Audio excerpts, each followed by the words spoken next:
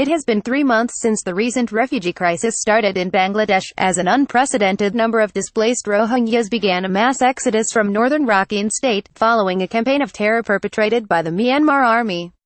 To get an in-depth view of the current state of the refugee crisis, a Dhaka Tribune correspondent visited the Rohingya camps located in Ukhiya and Teknaf upazilas of Cox's Bazar district.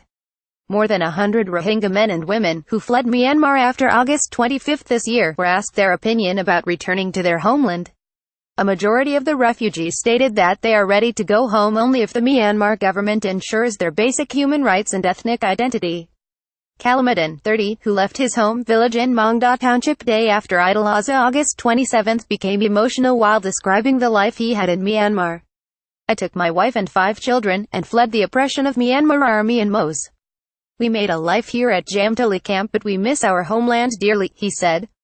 Kalamadin firmly added that Myanmar is his country and he wants to go back, but the Rohingya people's civic rights must be ensured first. Mohipala Ayanarian, hailing from Chindi Prang area of Buthadong, said, "Bangladesh is not our country and we are Rohingya, not Bengali.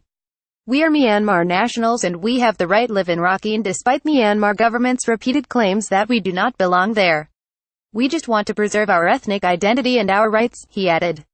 Anwar Hossain, who arrived in the camp from Boli Bazar area under Mongda Township, echoed the same.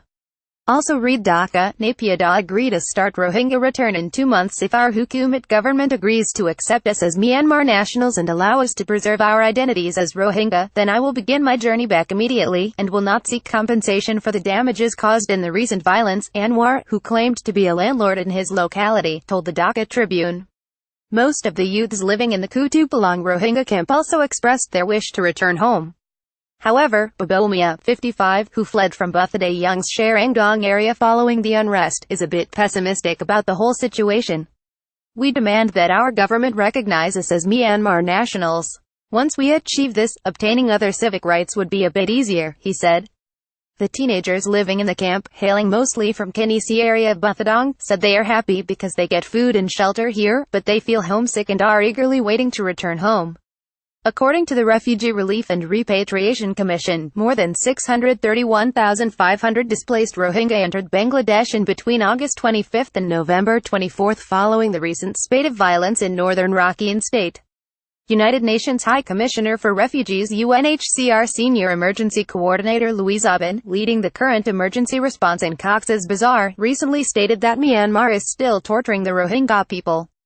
According to Ubben, this is one of the major reasons for the continuing refugee influx in Bangladesh. Human Rights Watch, on the basis of satellite images, revealed that at least 288 villages were partially or completely burned in northern Rakhine state since August 25. The Rohingya are one of the most persecuted minorities in the world. Myanmar does not recognize the Rohingya as citizens and forces them to live in camps under apartheid-like conditions. Even before the recent influx began, several thousands of Rohingyas were already living in Bangladesh since 1991. According to a statement of Press Information Department (PID), the government has already registered more than 600,000 Rohingyas to help ease the repatriation process.